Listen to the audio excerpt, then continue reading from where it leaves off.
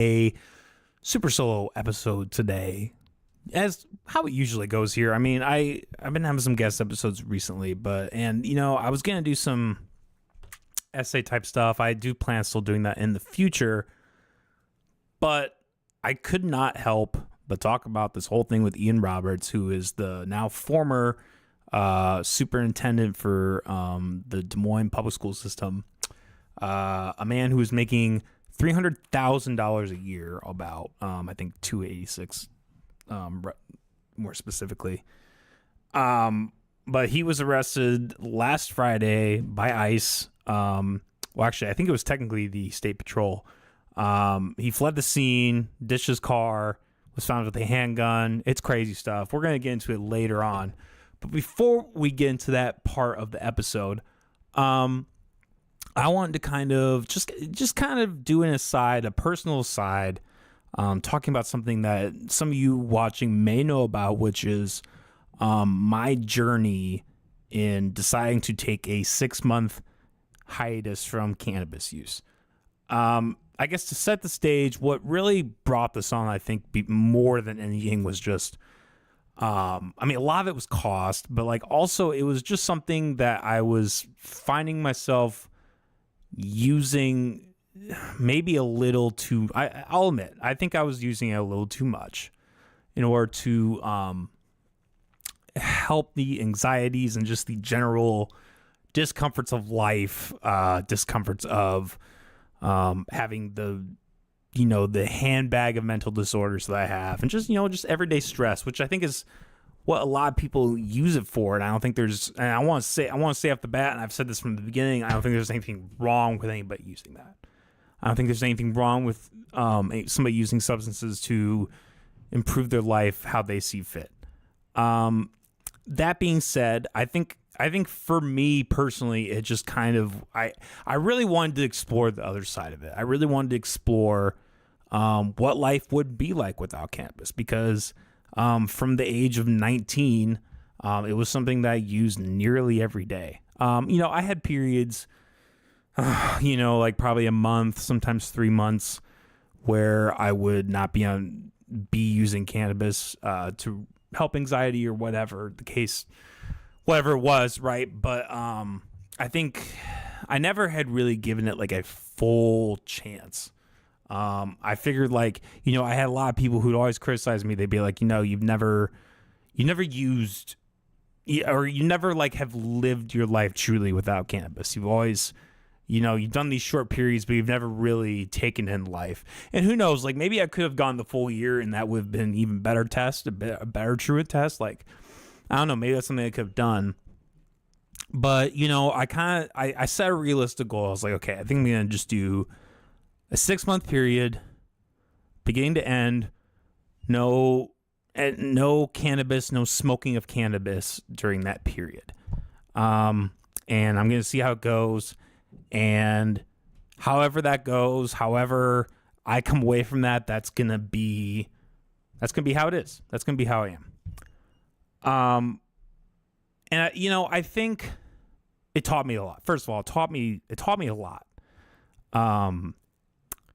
It taught me that it indeed is possible to exist without cannabis.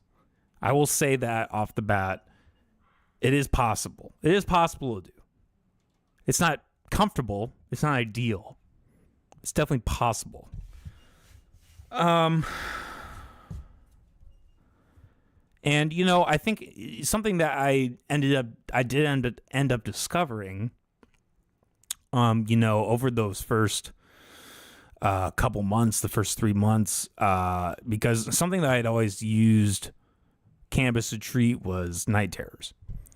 And there was probably a period of I want to say 8+ years where I literally didn't dream, period. And I loved it. It was great. I always since I was a little kid, I was talking to my mom recently, and she was telling me about how when I was a kid, I would have these night terrors, and I'd wake them up in the middle of the night screaming, and they would try to wake me up, and I couldn't wake up.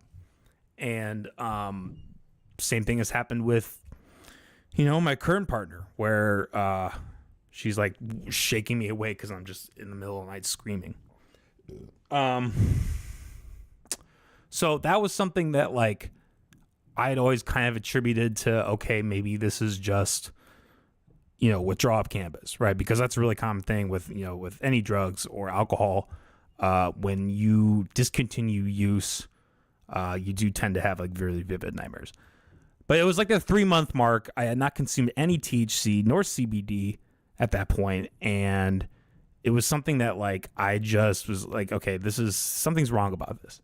Like I should not be still going through withdrawals after the 3-month period. Like, and I was talking to my doctor, he agreed. So we tried a series of different pharmaceutical drugs to help with the night terrors, and in most cases they were worse. And even in the cases where it wasn't necessarily worse, it didn't really have much of a positive effect, and it ended up just having the side effects of the medication just overrode, whatever benefit that was. And I honestly, I feel like I got to a point where I was sick of it. I'm like, I'm sick of taking these pharmaceuticals. And I think that's something that's just kind of, that's always been how I felt about these kind of things, but like it was especially prevalent now with just my experience in general. And I think, I don't know, I think there's something about cannabis use that it's a sticky subject, right? Because I think there's always the camp of people who view it as it's a drug or it's recreational or something. And then there's the camp of people who look at it more for its medicinal qualities. And it's a tough line, right? Because I feel like a lot of the people who I'll just be blunt. I think a lot of the people I've met in my life who say that they need it, it might be true that they need it, but like, do they need to smoke it every 20 minutes? I don't know. I don't know if you need that. I don't think anybody should criticize that necessarily. Maybe not criticize it. I don't think anybody should be not allowed to do that.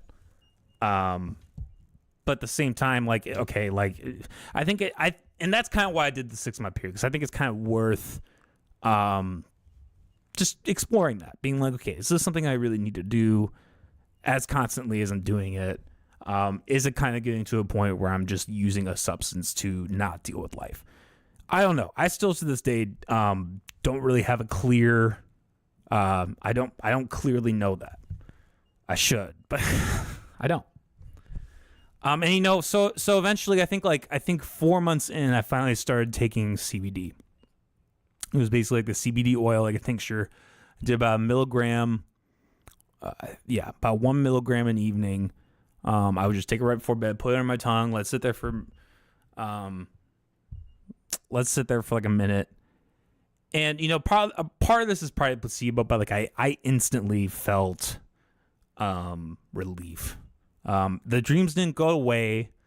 And I'll be curious to see, because I am going to restart tomorrow my cannabis use. I'm curious to see how that affects the dreams, and if that's something that can maybe be more effective for it.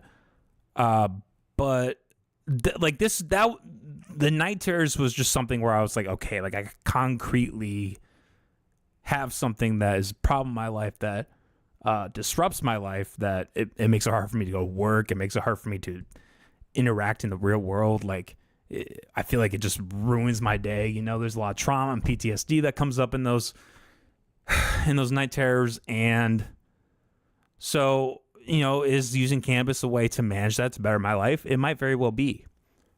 I don't know what the answer is. But look, I'll say this. I think something that I've decided is I'm not going to intermix this podcast or the live streams, the gaming live streams. Like, none of that is going to get intermixed with cannabis. Although we're going to do the episode 250. I might have a little cannabis then, but just to celebrate.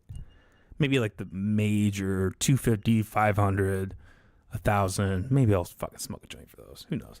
But for the most part, especially doing something like this where I'm about to talk about what's going on in the news and all that, like, I do see there being some interruptants with that. Like, I think it may not be the best thing to do upon doing this kind of thing. Even for the gaming stuff. I just feel like I'm sharper. it's easier. I'm just quicker, right? I mean, as positive as positive as cannabis has been for me, I think it's fair to acknowledge that it does have some detrimental effects. I think that's true for anything. I think if you were to take any substance, and say that at any point there's no detriment, I think that's ridiculous. Now, I think Thomas Sowell said it best, where he said there's no solutions, only trade-offs. And I guess I've just come away from this overall being like, I think that's a fine trade. I mean, there are areas, right? Like if I'm going to an interview or I'm going to work or I'm doing this, like it's probably not beneficial for me baked. But like afterwards, at the end of the day, or at bed before I go to bed at night, I don't see, and this is kind of the broader point that I want to get into before we delve into the news, is I don't see any moral greatness or superiority in not partaking in cannabis use, or even drinking, or like having or smoking like tobacco, or like anything. Like and for me personally, even like not for me personally, although I don't condone it, but like just even people who condone like opiate use or amphetamine use, like I don't have any moral problem with that. Like if that's something that you want to put into your body, if you are a functioning person who can do your day-to-day activities, honestly, even if you can't and you're not hurting anyone, like that's what I really care about. Like, is it consensual? Like, are you like, that's my biggest criticism for people who are pro drug laws. It's like, this is literally a peaceful, like consensual activity. Like if I were to buy heroin from my dealer, I don't use heroin, but if I were to buy heroin from my dealer, there's a mutual exchange of money for a product. I go home, I inject myself with heroin, and that's it. Now, if I were to like get in a car and kill someone, or if I were to like, walk outside my house and get in a fight or murder someone, or if I was to, if somebody else was in my house and I did something violent to them, that's a separate thing. Like, I really hate that people like correlate drug use with those things. It's like, okay, let's say he wasn't on drugs and he did that. Like, okay. The argument is always, oh, well, the drugs made him do that. I don't really think there's a lot of evidence for that. I recently read this book called Drug Use for Grown-Ups by Carl Hart. And this is something that the ideas of his I've been proponent for a while. I've heard him on podcasts and such, and I've always liked his messaging. I finally got around to reading this book, and I was very pleased with it. I thought it was a really good, solid argument for why we should really just leave people the fuck alone when it comes to drug use, and not judge people either. I think there's objective reality. You can definitely see when people are like, hey, maybe you're doing this too much, or maybe this is negatively affecting your life somehow. But I also do wonder how much of it is just judgment. Just, we live in a society where people don't accept drug use as a viable reason to deal with life's discomforts. There's an entire alcohol industry. People don't really raise an eyebrow to that for the most part, but if you were to say use heroin or amphetamine, or a lot of people cannabis, like they will frown upon that. And I think in comparison to alcohol, is like, it's almost just low hanging fruit at this point, because it's like, okay, well, like, hey, look, if you want to make the argument that like you shouldn't use any substances, fine. Like, I think that's, like I said, I don't think there's any moral superiority in that, but like if that's the argument you want to make, fine. But like if you're gonna like sidestep into like, oh well, it's okay to have a drink, I'm like, okay, whatever, dude. Like you're just kind of picking your vice at that point. So I guess that's kind of the main thing that I wanted to promote with what my thoughts are on doing all this is I just don't see any moral superiority in being sober. I don't think it's great to be sober. It was fine the 6 months. I didn't like try to kill myself. I didn't get violent. I didn't beat my partner, like whatever. It was what it was. And I learned some things, right? Like I did learn like, okay, hey, maybe I am better at podcasting when I'm not stoned. Maybe I can actually get my editing done faster and quicker when I'm not stoned. But one of the things that was really difficult was finding ways to relax. I think there were maybe a handful of times over the last 6 months where I was truly able to relax.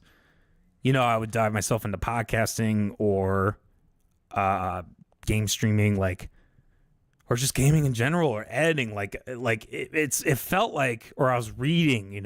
I felt like from night to day I was just go, getting stuff done. And I don't even know if that was problematic or wrong. Like, I don't even think that was bad. Like, I think it was good in a lot of cases. But, like, I don't know. I don't. Yeah, I think it would have been nice to have been able. Especially over the last 6 months, like, we had some really. Like, we went through some really dark shit. Like, one of our dogs passed away. And then we got a new dog. And that was stressful. There were a lot of things that happened over the last 6 months that were, like, really. Even recently, like I had a lot of falling outs with friends. My podcast ended. The Unhinged podcast ended. Like there were plenty of things that were like really stressful. That like maybe if I had been able to kind of say, hey, at the end of the day, let's smoke a joint and just kind of relax and kind of just disengage. Like maybe that's not something I needed. Might have been helpful. It might have been helpful to have that. I was listening to Matthew McConaughey on Modern Wisdom today, and he was talking about like I don't remember the poem exactly, but it was like the barbiturate logic or the barbiturate mindset or something like that, and it was basically just saying like allowing your brain to take all the information in at half speed, and kind of talking about like the benefits of that. I think there is some benefit to that. Like I think there are people who like. I know who are just like, they're sober. And I'm like, how do you relax? And they're like, how do you stop this anxiety? And they don't really have a good answer. They just kind of deal with it. And I mean, good for you.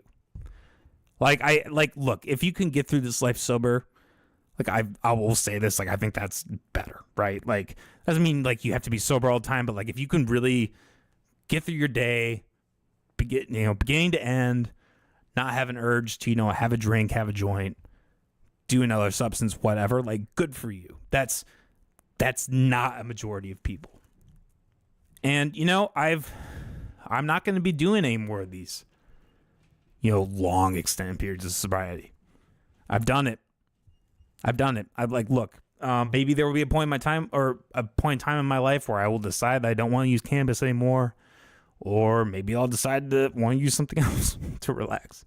And I'll be single and alone forever. No. But I do think I don't know. I just don't think that there's any reason to judge somebody for wanting to use a substance to relax. And, I did the 6 months. I survived it. And like, look, yeah, I probably could do the rest of my life sober if I really wanted to. I probably could. It would be sad though. I would miss out on those moments of just being able to kind of relax at the end of the day. I don't think there's anything wrong with that. Okay, let's get into some real news here. The thing that everybody's talking about, at least locally. So it was kind of weird. When I heard about this like secondhand because last week I just kind of had a really rough week with the social media. It's been a rough month. I think since like the Charlie Kirk stuff, I've had a lot of falling outs and like being on social media has just been rough. So I kind of was taking a little break from that. And I kind of heard secondhand about this. Didn't really look into it. And then Sunday, I kind of finally like went on social media again and kind of looked at a bunch of this stuff. And it's fucking wild. I think okay, first takeaway from it that I'll say, I feel bad when ICE goes into a Home Depot and rounds up people who, are working really hard, working long hours, and they throw them in a cage. I think that's stupid. And frankly, it's just wrong. I mean, I really don't care about if somebody has a piece of paper or not at the end of the day. Like I guess I like all these things, all the quote unquote perks that they get, or things that they maneuver. It's like the church. It's like when people criticize the church. Like a lot of atheists will do this to they say, "Oh, the church doesn't have to pay taxes." And I'm like, okay, so yeah, nobody should have to pay taxes. You can see how there's kind of a hypocrisy in that, but it's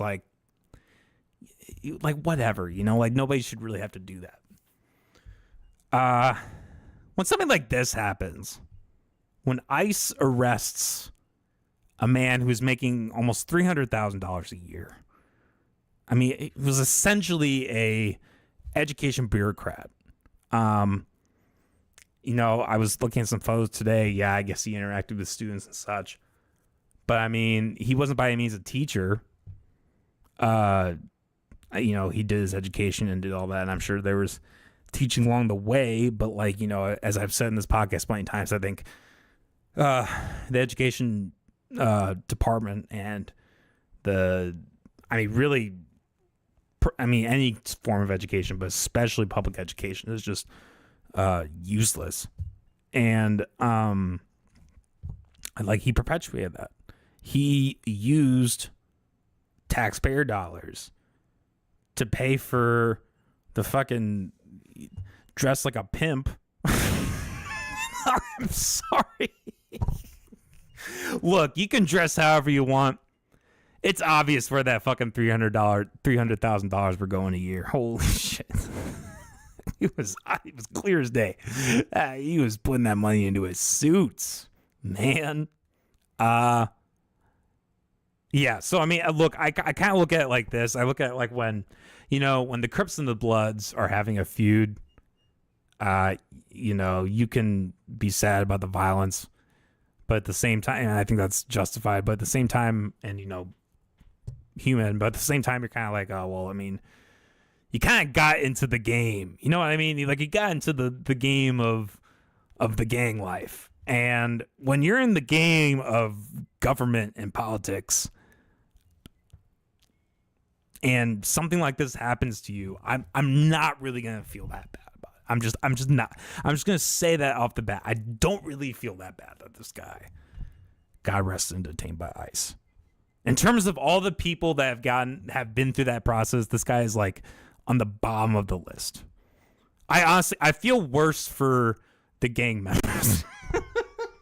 The actual gang. I feel worse for them because they were just, it's possible that some of them were literally just affiliated. They were oh, hey, I was on the block with these people. I didn't actually really do anything that criminal, and then I'm getting thrown in with everyone else, or I just happen to have the tattoo. No, this motherfucker was in the shit. He was the top of the pyramid. He was the Illuminati of the education in Iowa and the Des Moines public school system. This motherfucker was at the top. Okay, this is if fucking Marco Rubio got arrested by ICE. You know what I mean? It's okay, whatever, fine. That guy got arrested, sure, I don't give a shit.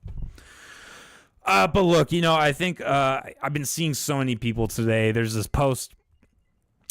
particular post that people have been kind of circulating around, and it's it's always leftist, and I know I got a lot of friends who are leftists and probably feel this way about him, but it's there's something about the left and messaging where it's just it's on point. You can predict where they're gonna go, and it goes there every time.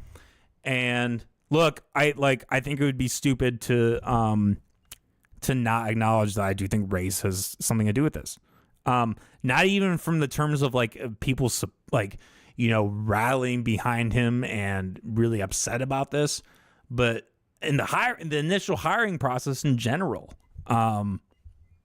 You know, here's something like, let's just before we get too much further down the rabbit hole, let's just actually read this article.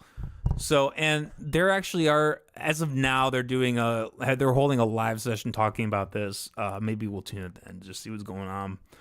Probably not a whole lot because, I mean, as this article is, I think either this one or the next one.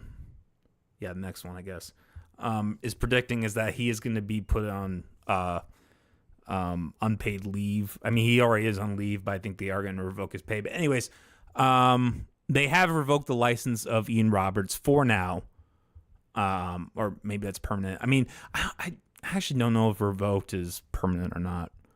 It could just be temporary. Because look, I mean, who knows? Like, he could beat this case. It would not surprise me. I mean, a man who's making $300,000, like he could get legal representation. He could beat this thing. It's possible. I don't know. Like, the whole thing with ICE is that there isn't really any due process, and I think that is probably the best case argument for being against any of this stuff. But again, like, he's on some gang shits or whatever. State education officials have revoked this education license of Ian Roberts, the superintendent of Des Moines Public Schools. ICE agents arrested Roberts on Friday because he was in the country illegally, didn't have authorization to work, and was subject to a final removal order issued in 2024. Now, to clarify, that was under not that I really care, but it was under the Biden administration. So I think that's kind of, and we'll go into Rob Sand's response on that. I think that's kind of an interesting point that some people have raised. But ICE agents stopped Roberts while he was driving a school-issued vehicle, and the agency said he then fled into a wooded area before being apprehended with help from Iowa State Patrol officers. Officials claim a loaded gun, hunting knife, and a $3,000 cash were also in the vehicle. He's being held in the Woodbury County Jail in Sioux City, about 150 miles from Des Moines.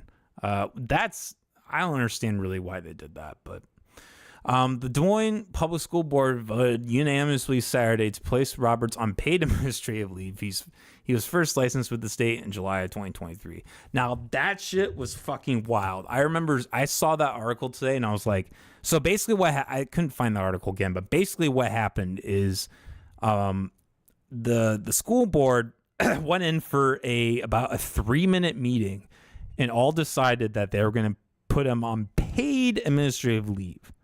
So, and I think this is something that may be changing today, but like for a short period at least, these teachers felt that this man who had been arrested should still get paid. Now, look, I mean, all the reasoning aside, whatever.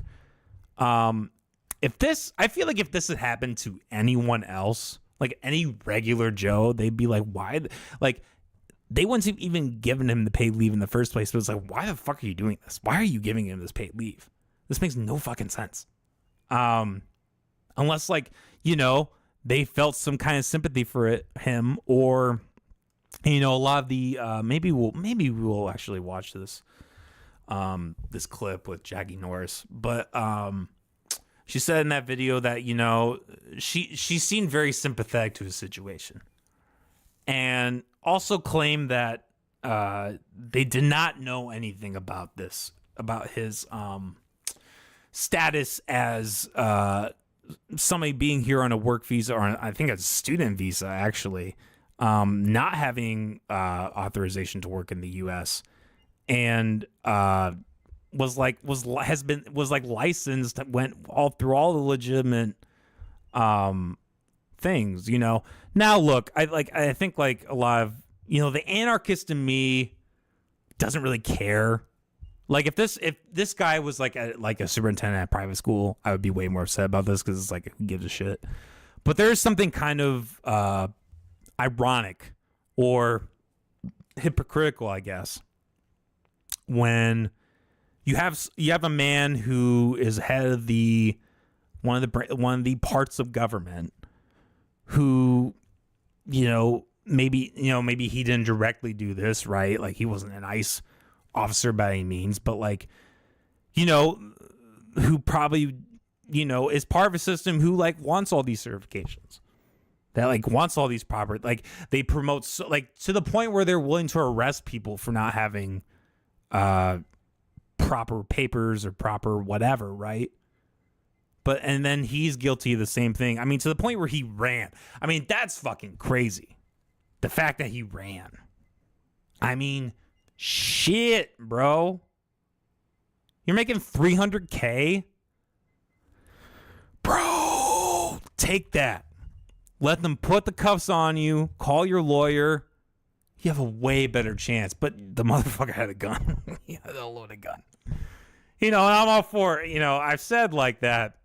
I don't care if the teachers are, right? I would rather have like armed teachers versus no armed teachers, but this isn't quite what I had in mind, I guess. If he had it in the school, maybe I'd be like, okay, but having it in your car in a school vehicle, I mean, that shit's fucking crazy. I mean, look, let's take the gun thing apart for a second, right? Like, no, I don't think like people should be arrested for having guns, even if you're illegal. But like the fact that he worked at an institution that like has so railed against, has railed for gun control in terms of like, the school shootings, like they never push for like anything practical, which is like, hey, maybe we should have armed security, or maybe we should like, really do some comprehensive research on like, how drugs are, playing into these people who are the school shooters. No, but then a person who, I would guess probably paraded around that idea and probably promoted it, is like caught with a gun in a car that is used for school transportation. That's just wild to me. So today, like I said, they're holding a special meeting. So his contract, so Robert's original contract for 2023 and his current contract from July 1st of 2025, which includes an annual salary of $286,000, state that he must hold a state issue license, which he did hold the license. But this is the thing that was crazy. Like, he went through all the holes. He got the license. He got voted in. He did the background. Supposedly, they did background checks on him. And this man still fucking got this position. And this isn't just like a teacher, okay? This is like a fucking superintendent. Look, and I'll say this, and we're going to get into the Rob Sand response in a little bit, but I mean, this is something that people like Rob Sand and Democrats like will never address when talking. I mean, Republicans too, but like when anyone in the public education system will never talk about, which is like the gross overpay of these administrators versus the teachers. Like, they're always saying like, put more money in the public schools, pay the teachers more. And then like every year they increase the budget. It never goes to the teachers. It goes to people like this. It goes to the administrators. So it's like, okay, like fine. Like, you can pump as much money into it as you want, but unless you like are going to have some kind of control or guidance into like where the money actually goes, like, you're kind of fucked. And I mean, my response would be, well, that's why it should be privatized. Because then if people are, doing this, like using administration funds shittily, then you can take your kid out of school and there's better options. Or you can even just not, because the system's worthless. But, so. And another thing that I think was kind of interesting about this is he actually was an aide to Michelle Obama. And I think a lot of the people that are on the council that are talking right now actually were affiliated with this. Let's just fuck it. Let's just do it. Let's just pull up this clip with Jackie Norris after the ad, because gotta love ads. Joined now by Des Moines School Board Chair Jackie Norris. Jackie, thanks so much for being with us this morning. Watch this this is a difficult situation. It's one that has created a lot of emotion in our community, our state, even our country. And there's a lot of conflicting information out there right now. And so we want to get our viewers the most clarity we can this morning. DHS says that when Dr. Roberts was arrested, that he did not have work authorization and that he was in the country illegally. When the district hired Roberts in 2023, was it the district's impression that he did have work authorization, and what was his immigration status at that time? This is all new information, and we are seeking the facts just like everybody else is. When the superintendent was hired, I was not board chair, but we retained a search firm, did the background check, just like the state of Iowa and Governor Reynolds and the Board of Educational Examiners did their license check. And so we followed all of the proper procedures, and now we have to wait for the facts to unfold, because it seems that there's not legitimacy around that right now. I think a lot of people are asking, how did this happen? How were there no red flags that popped up? Is there anything specifically you want to say to address those concerns? There were no red flags. This is an individual that has worked in multiple states, that has served on boards, that has been a superintendent before. And so we followed all of the steps in the process, and now I think we have to wait for the facts. And the facts are what we anticipate Dr. Roberts' attorney is going to obtain when he is able to obtain them from the detention facility in ICE. Is there anything that could potentially let's change just pause going this right forward away, in how the district vets? or right now, because look, here's the thing. I mean, me personally, I don't buy this for a second. If I were to speculate, I would say that it's very possible that at least someone knew about this and they chose to ignore it because, look, I'm going to be delicate when I say this.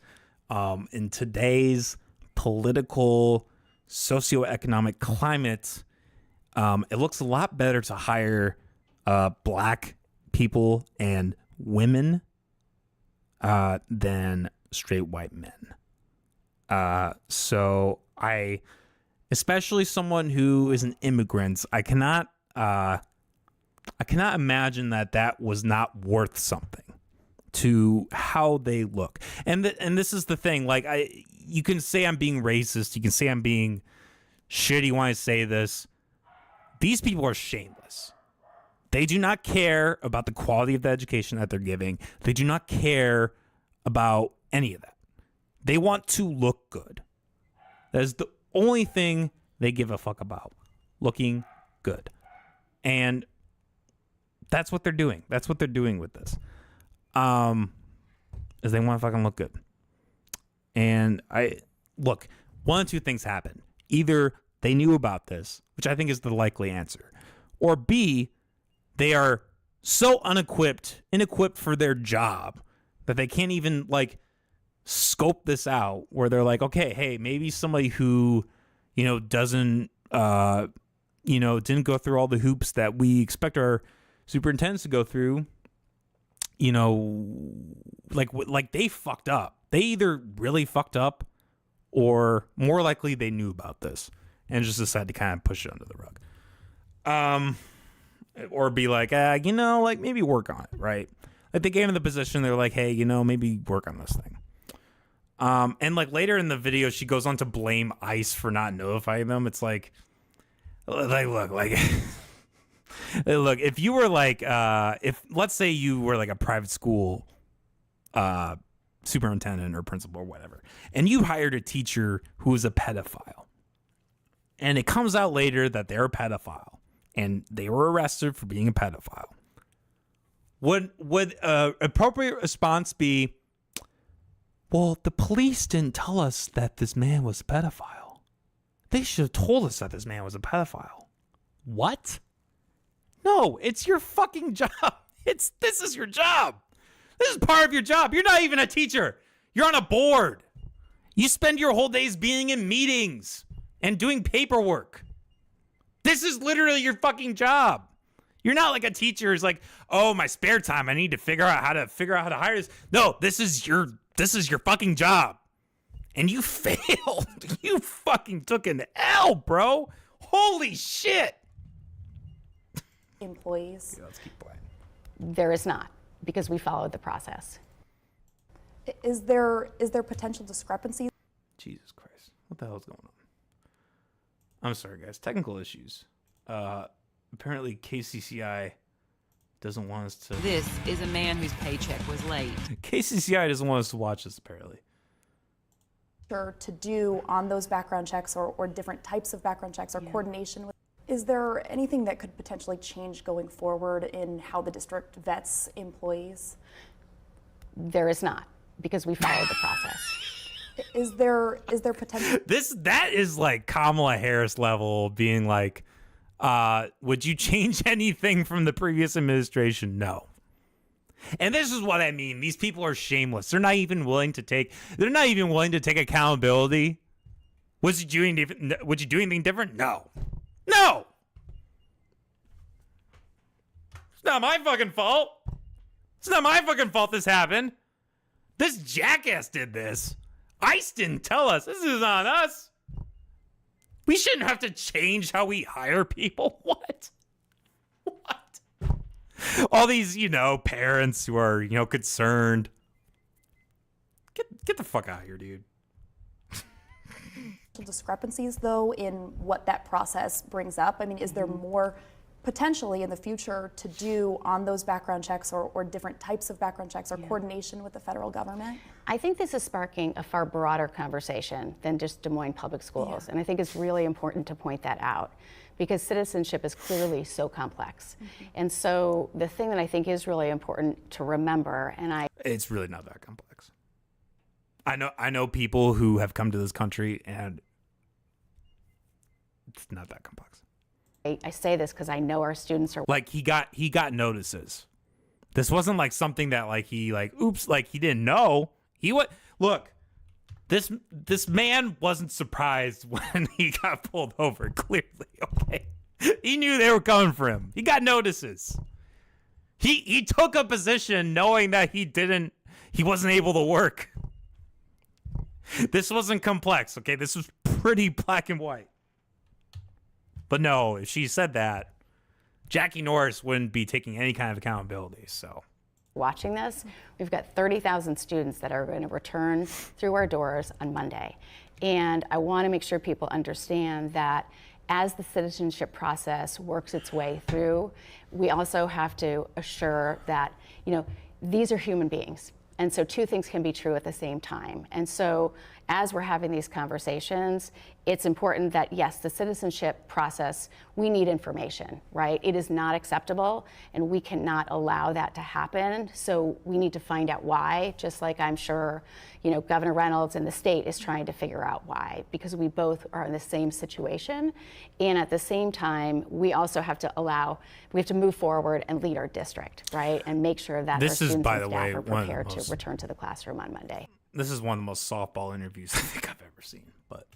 I want to talk about Monday, but first, just one other thing. I think because the timeline has been. And she even kind of presses her, which is kind of shocking, honestly, for KCCI. But it's kind of like after COVID, when they kind of had to, they were like, oh shit, we've really fucked up, so we need to at least make it look like we're pressing. I mean, she's doing the same thing. It's almost kind of, but it's like Jackie Norris is almost just batting away every time. It's fucking wild. A little bit confusing for people. He was hired in 2023. Correct. It wasn't until 2024 that an immigration judge gave him that deportation order, though the district has said it was not notified about that deportation order. Is there an agency that's supposed to reach out and notify? I mean, just help people understand where that communication It is a great error, question. Right? I mean, we were never notified. We found out on Friday just like everybody else did. And so, again, broader conversation, I think a conversation for ICE, a conversation for the federal government and how it chooses to notify people, and if they notify employers. We were never notified. Now, they notified him. What if you got to tell your family and friends too? Come on, man. But no, she can't admit that, because then it would fall on her. Then she would be the problem. Then she would be, not just her and the board, whatever. they would be admitting that, oh, we fucked up. But see, this is the thing. The government can never do that. They can never actually admit that they fucked up. They always have to pass it off onto someone else. And this is what's happening right as we're watching this video clear as day. Well, as you've brought up, our students are watching. This has been an emotional moment for the community. Students are going to be returning to classes on Monday. What do parents and students need to know? Yeah. So I'm so proud of our interim superintendent, Matt Smith. In partnership with him, we directed that regular communication goes to parents, goes to staff. He's convened the staff already. And the messages that we want to make sure is that parents are comfortable having conversations with their child about this, and that teachers are too. And look, I think what we have to remember is that through the lens of children, this is somebody that they saw in their classrooms that was sparking energetic conversations in their classrooms. And so we have to make sure to acknowledge that Dr. Roberts is a human being, and at the same time, there are discrepancies in his citizenship status that we are navigating through. We know that there may be some walkouts planned in DMPS high schools. What is the plan for the district to handle potential protests as they pop up this week? Yep. So the staff has had that conversation, and it's important to balance, right, creating the conditions for learning and also freedom of speech. And so I feel very confident in the staff's ability to navigate those two things, and they're prepared to do so. And honestly, we can just end it on that. I think that was like. That was really all that. I think that really solidified my point in terms of like not being able to take any sort of accountability or truly answer any of this woman's questions. Is like, okay, what are you going to do? Very straightforward. Like, what are you going to do about these walkouts? And she literally just said, we're going to balance free speech and the value of learning, which is just nil. So, I mean, and really what you're saying is like, okay, first of all, you're going to trust the teachers the same way that you trusted this man to do everything the way that he was supposed to do it. Which again, I mean, face value I don't really care about, but like, all these other teachers that she hired, they probably had to, be citizens, be able to work.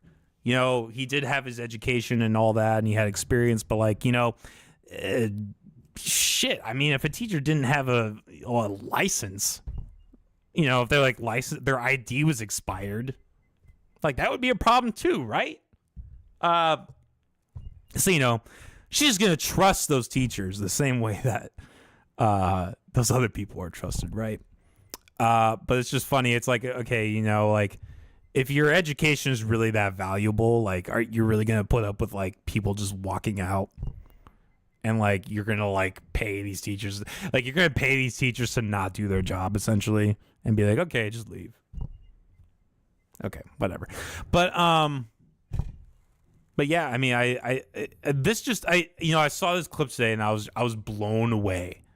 It seemed like all this is saving face. This is just what the government does. This is, and they did initially put him on unpaid leave. And like this article I'm reading says, it is expected that he is going to, he got his license revoked, his teaching license revoked, I'm pretty sure. And then I think they're planning on putting him on unpaid leave. So they were going to pay him still. And a lot of people were obviously upset about that because they're like, "What?" It's like when, I mean, this is obviously not as severe, but like, if a cop shoots and kills someone, and it's like, okay, they get paid, they get paid leave. It's like easier than their job. They're getting paid to sit on their ass at home and drink beer. Like what the fuck? I mean, obviously he's behind a cell, so it's a little different, but those funds could go towards his legal counsel and all that. So I mean, that's a little problematic. But you know what? Let's switch gears a little bit before we wrap up. I do want to.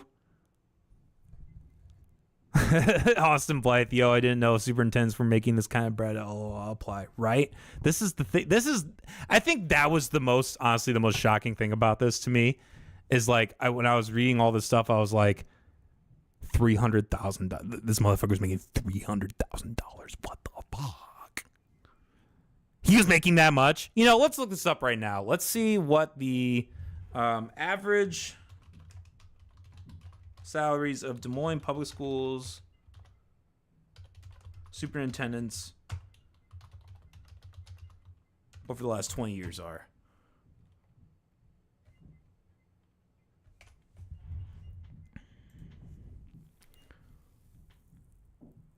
Okay, here we go. So this is from AI, so I guess take it with a grain of salt. But the Des Moines Public Schools Superintendent Ian Roberts has a base salary of $286,716 as of May 2025, according to this contract, which runs through to June 30, 2028. This figure is significantly higher than general superintendent salary averages for the region, with some sources listing average district superintendent salaries in Iowa between $150,000 and $200,000. So, like, holy fuck, dude. This is the thing that's just like that's the craziest. I think that is the craziest part of the story. I think that's the craziest fucking part. And let's see. So just to get the actual, because the AI did list the source, because I know it's AI, so you can only trust it with a grain of salt. But this is the data. So I mean, this man clearly. Yeah, see, so top bank state for school or cities for school superintendents. West Des Moines is 156,000. So that's right next door. Waukee is 156,000. So this man was making almost twice that. And look, here's Jesus Christ, somebody getting murdered up there. So here's the thing. I mean, look, I'm sorry. I'll say it again. You can think I'm racist, but he's a fucking. It was a DEI hire. Plain and simple, it was a DEI hire. It was to make them look good. It's a save face.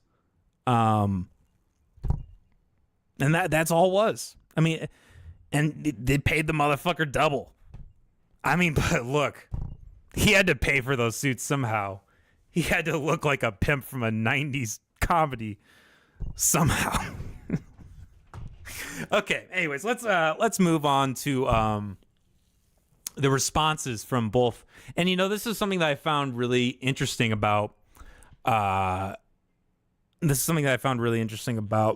whole response. Rob Sand took 2 days to respond to this, so obviously he was conflicted, which is fine. I don't really give a shit about politicians or government officials responding because, you know, it's not genuine. They put it through a filter, or it's not even their original shit. Usually it's like somebody like wrote up from it. It's like, okay, this is what you should say, you know, so whatever, who gives a fuck. But something that I found really revealing about this is like, you know, and I guess Rob Sand likes to paint himself as being like I am the middle guy, right? I'm the middleman. I'm not bipartisan. I'm for all of Iowa. Even though all of my policies and opinions are Democratic and I'm running for the Democratic Party, it's for all of Iowa, right? But I just want to read, and we're not going to read the entire Rob Sand thing because it's really long. Actually, maybe we will. Fuck it, we will. We got time, right? We got all the time in the world. So this is Rob Sand's response, posted on social media about 2 days after their arrest of Ian Roberts. I understand why people are worried, scared, and upset about the situation with Dr. Ian Roberts.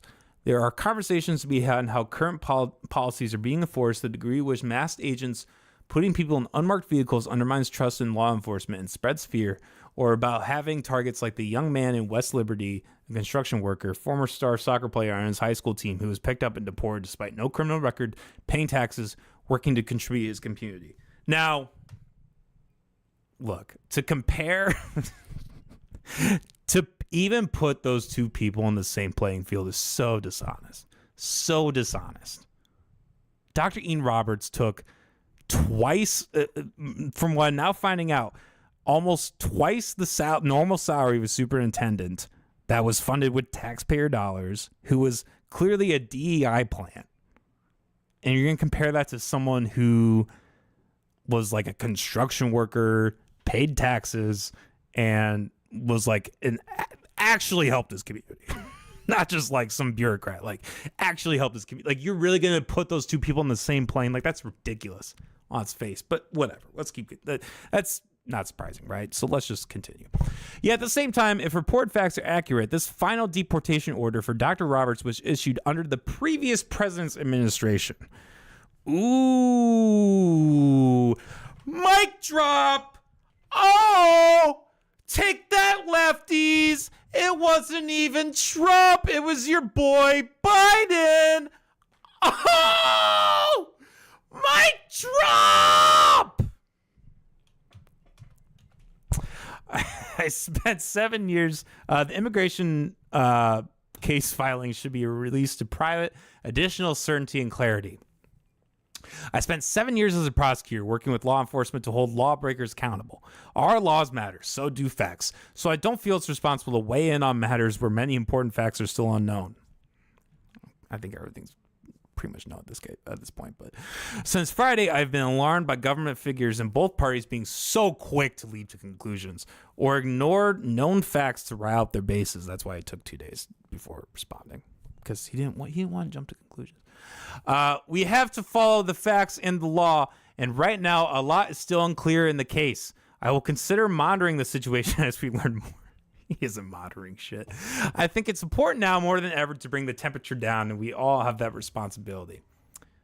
Okay, so that's Rob Sand's response, which a lot of Democrats were not happy with because, rightful, and to an extent, like rightfully so. Like when you see like ICE like detaining or going into Home Depot and rounding people up, or like the kid that he mentioned from West Liberty, like, yeah, I don't think that's like a great use of taxpayer dollars, to say the least. Despite me disagreeing with that whole thing. But he still is like, sucking the law's dick in a sense, right? He's still saying, oh, well, I still need to do, we still need it. We still need law and order. Like, that's what he's doing, right? Because, he can't fucking, he can't do it. Rob Sand is basically a conservative light, to be honest. Yeah. He's, when you see him talk, he's basically like a preacher. Like, you basically look at him, he's like a fucking, he's just basically a preacher. Like, he's like every time you see one of those fucking interviews, it's like, yeah, he's a pastor essentially. Like, and he has all the old people in there in his rooms, and they're all like, oh yeah, he wants change. He wants to spend so much more money than everybody else. Okay, so anyways, I thought that statement was interesting, especially when you compare it to Kim Reynolds' statement, which is fairly similar. Not surprising. Governor Reynolds issues statement regarding arrest of Des Moines Public School superintendent. Governor Reynolds today issued the following statement, blah, blah, blah. The arrest on Friday in Des Moines Public School superintendent Ian Roberts was shocking, particularly his attempt to evade authorities and the loaded gun, knife, and large sum of cash found in his vehicle. And, oh my God, that's another hilarious thing too. Is like I've seen all the leftists posting about this. Is like they're like he had 1% of his salary on him, $3,000. It's like the percentage fallacy, right? Like they'll they'll kill like 100,000 people and they'll be like, oh, it was only like less than 1% of civilization. It's like, yeah, it was 100,000 people. Still a lot of money, and not that I care. I mean, fine, whatever. You can have that on him. It's kind of weird that he has that in cash, though. It's like, it's weirder if he had him, than if he had it in Bitcoin, right? But whatever. The investigation is still underway, so I won't comment on details of the case at this time, of course. But I want to be clear, we are a nation of laws that must be enforced. Those who believe immigration laws are optional and are dangerously wrong. When laws are ignored or when people are led to believe there will be no consequences, our communities are at risk. Iowans won't stand for that. We must enforce the law every time to protect our families and our future. And now, here's the thing. And it's looking like a win at this point because there's so much support around him. I really hope not. I mean, as awful as either candidate would be for governor, I really fucking hope Rob Sand doesn't become governor. I mean, if he legalized cannabis, that'd probably be the best thing that would come out of that. But who knows if he can even do that? This is something that, like, look, if Rob Sand gets elected, he's just going to be, if and when, in my opinion, I mean, he probably is. He's going to be no different. The only difference between him and Kim Reynolds is going to be that he spends more money. And that's going to affect everybody negatively. That's when you're going to see price. Like, you know, Iowa has, you know, and of course, Rob Sand loves to just, like, you know, talk about, like, you know, how the GDP has gone down. It's like, yeah, we also have the most affordable living conditions in the entire country. You know what's going to happen to that when Rob Sand becomes governor? Maybe president someday. When it, you know, when he becomes governor, that's all going to get way more expensive. I'm not saying that Kim Reynolds has done a great job of that either. I mean, like, you know, prices have definitely gone up, and she hasn't really done a lot to, you know, curb that either. You know, I was really critical with her on, like, the public school voucher program, the private school voucher program, whatever, where she was giving money to private schools. I'm really critical of that. I think her monopolizing ethanol in the state of Iowa was really unethical. And I mean, those things both negatively impacted the economy and, like, raised, you know, inflated the dollar essentially, right? Raised taxes. Rob Sand is not going to do anything different. And, you know, I think Democrats are rightfully really pissed about this. They're like his original response, which is like, it was really pandery. It was like him basically just sucking the government's dick and being like, all right, you have to follow the rules. You must follow the rules. Even if the rules are wrong, you must follow them. It's like, dude, like, the whole point of you being an elected official is to change the rules, ideally. So if you're just going to sit here and say that the rules are fine, how's anybody going to like really support you? Like, how is anybody going to buy your bullshit? So I don't know. I think this whole, and this is kind of the weird thing too, is like, yeah, it probably was advantageous for him in a sense to comment, but I don't think he necessarily, like, absolutely needed to comment. Like, I don't think he really needed to do that. He very well could have just let this, you know, it was 48 hours after it happened. I mean, I know there are meetings happening today. We'll maybe tune in. If it's even still going on, we'll maybe tune in here and see what's going on with that. But on the live feed for that. But, like, you know, he could have very easily just ignored it. I mean, you know, you go to any of his social media and he loves ignoring all of the comments that are very critical of him. You know, this could have been just another thing that he ignored. All right, let's play this and see if it's actually okay. It's on a commercial break, so I think we will just end that. And on that note today, guys, if you liked the live stream, make sure, or, you know, consider giving us a subscribe, a like, telling your friends, sharing it, all that. You know, consider. I can't talk. Why would anybody subscribe to this podcast if you can't even talk, Coleman? Fucking retard. No. Go subscribe to the Patreon, maybe, if you'd like. We, you know, we do a lot of stuff there. October 1st, in a couple days, we're going to be doing a big horror live stream. I don't know what game yet. Potentially the first Resident Evil. Maybe something else. Yes, awesome. Subscribe, motherfuckers. I love you, bro. We will be